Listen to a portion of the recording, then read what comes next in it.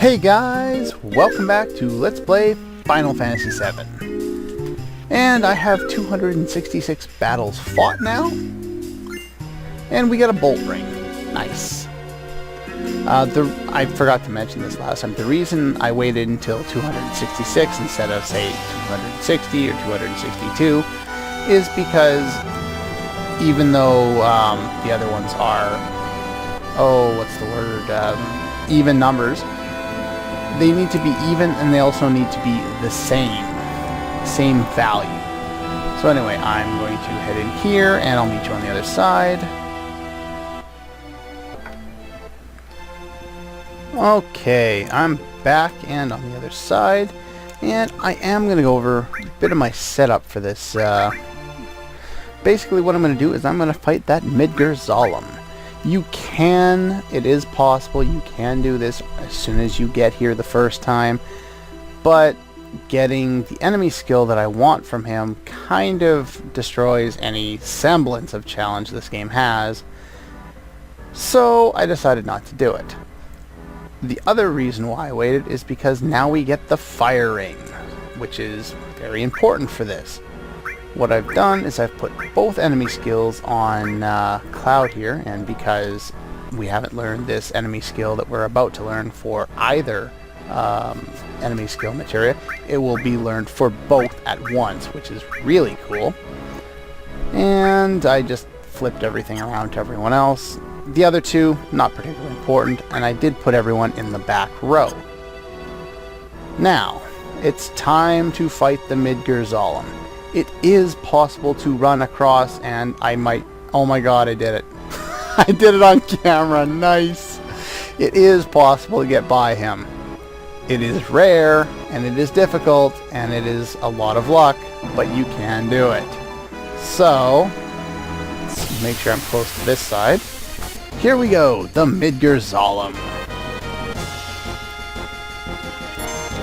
Anyway, first thing you want to do, if you have the laser enemy skill, you can use this, but I happen to get a battle item that can do this as well.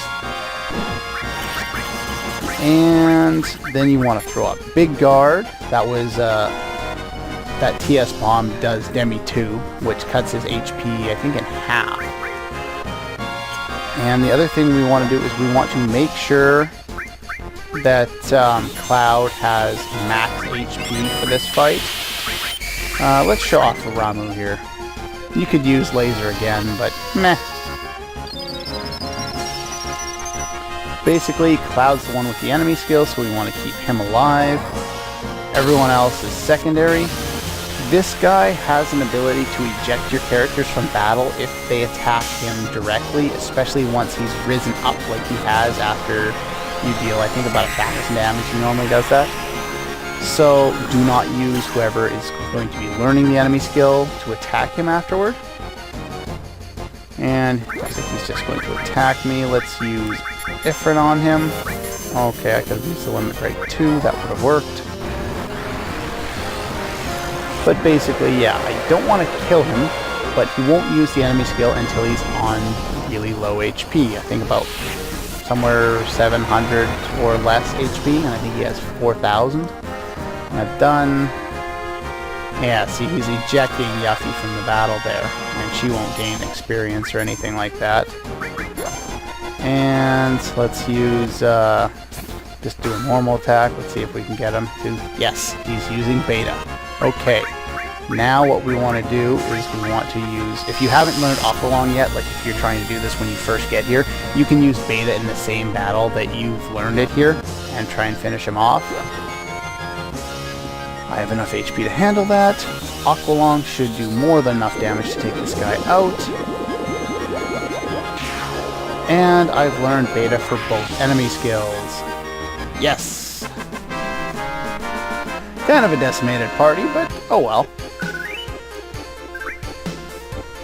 And before going into the menu, we want to get out of the swamp so that he doesn't attack us again. And I'm going to need to do some healing. But there is a farm right here, so I'll just do it in here, and I'll be right back. Okay, I'm back. Basically what I did over on the other side of the marshes there after I healed up is I went and I learned the old enemy skills and basically flamethrower and L4 suicide.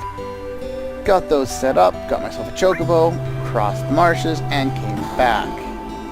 And in order to take your buggy back, you just drive into Janan, talk to this guy, head up into this area, board the lift, hold fast forward, rise to the top, and we're back in Janan. And luckily for us, we're not going to have to do too much here. I'm going to hold fast forward here, because that takes way too long to run all that way. And we can head over here eventually. Oh right, I did want to show this off. I'm going to get prepped for this and I'll be right back. Alright, all set up and ready to go. What are these guys doing? And they're training. Let's screw with them. Set off the alarm. What do you say? He just tells me to go around them. But what that does do is it unleashes an enemy, or well, a couple of enemies running around here now. How am I going to deal with it? Oh, well, this is one of them. Let's use Landscaper right off the bat. And Ramu. And what else should I use? I learned Quake 2 a little while ago. Let's use that. He does have a 100 needles attack that does a lot more than 100 damage. And he can attack twice in one turn. So you want to make sure you take this guy out really quickly. Okay, he attacks 3 times in one turn, which makes this really, really difficult to do, which is kind of unfortunate. Oddly enough, even though he's a machine, he's not weak to lightning. I don't know why he isn't, but meh, whatever. So yeah, you want your characters in the back row for this fight, and hopefully we can take him out in short order. Let's see what Quake 2 looks like here. Oh wow, he should have been dead by now, from what I remember. Alright, let's heal up before he wails on you too much. And then I'll just have, I don't know, somebody attack him. I waste off that limit since I don't need it. And hopefully Yuffie can finish him off here. Alright, die. There we go. That should be enough to take him out. He's immune to all status effects, and there's actually one more enemy that you can run into around here, so I'm going to try and find him. But 900 experience, 80 AP, 1200 gold, or gil. It's a really, really good point to grind at this stage of the game. And I'm just going to heal up here. And let's see if I can find the other one.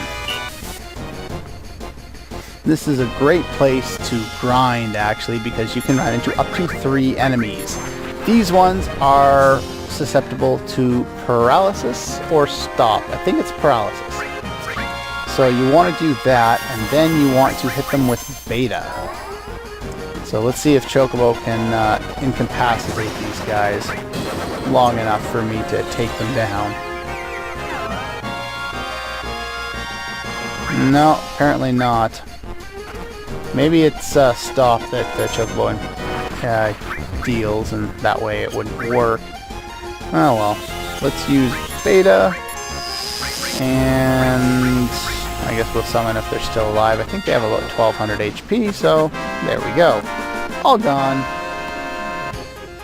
And yeah, 3 of them at 700 experience a pop, 2100 experience, 210 AP. You can grind very easily at this point, and 4,500 gil between the 3 of them. That's a lot, and you can do a lot of grinding here and level up really quickly. I'm just going to show off those 2 battles and move on, but you can grind there if you feel you need to, or if you want to. And fast forward down the end of the corridor here. Basically, I'm just running back here so we can board the boat again, and it immediately takes off. And I fast forward through the long trek back.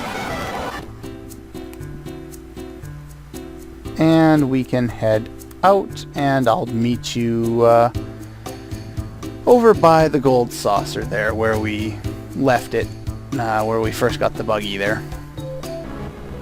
Okay, I'm back, and there's the gold saucer. This is the area we need to traverse in order to move on with the game. Let's take a little sidetrack. Well, no, I guess they're not going to let me. Here's a new enemy. What are these guys? I'm not going to try and pronounce that. Anyway, once we've got Aqualong and Beta there, basically those are your main forms of attack. And that attack they just used is Slow Petrify.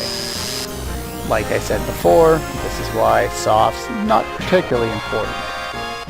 But Beta and Aqualong use about 35 MP per cast, and they do more than double both Shiva and Ifrit.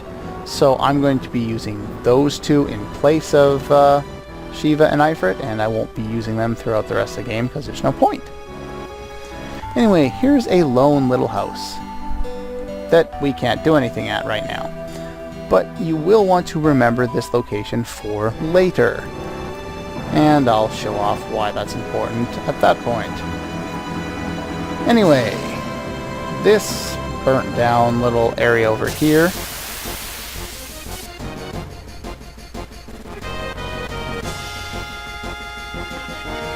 is our next destination. And this guy is Randhorn. He uses a Quake attack that actually hurts quite a bit. So this is actually a really good use, or really good way of trying to level up your limits, because he will give you a limit very, very quickly. So let's see. Let's try and steal there. Nothing. Use an attack, and then activate Landscaper. See if we can take this guy out. Not too much to worry about, but he is useful for grinding your limits if you care to do that.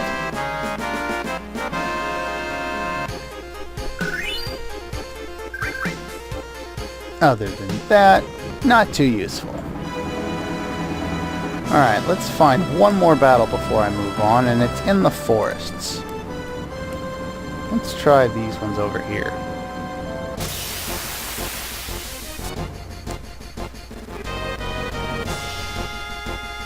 Okay, here's the new enemy I was looking for. We found him eventually. Let's take out that other guy there, because he's of no concern right now. Don't need to deal with him. These are the guys we want to deal with. They cast the Frog Song enemy skill, and we learn it, and we get hit with both Frog and Sleep, and I got them both. Look at that. Let's hit them with Chocobo and see if we can finish this fight off before I get stuck in a loop of turning into a frog and being unable to do anything. I'm still using the Chocobo summon, even though it's weaker than both Shiva and Ifrit, and even though I have enemy skill, simply because of its element and its status effect of paralysis or stop or whatever it happens to be. Anyway, since status effects aren't permanent, I don't have to worry about removing status effects from them, but I do want to use a tent, and as you noticed, well, maybe from the bottom there, we're in the Gone Giga area, and that is this one, and we are going to enter this area next time, as we figure out why we're heading here because Dio saw Sephiroth heading this way. So, follow the goose, or the goose chase, whatever. Anyway, I'll see you guys next time.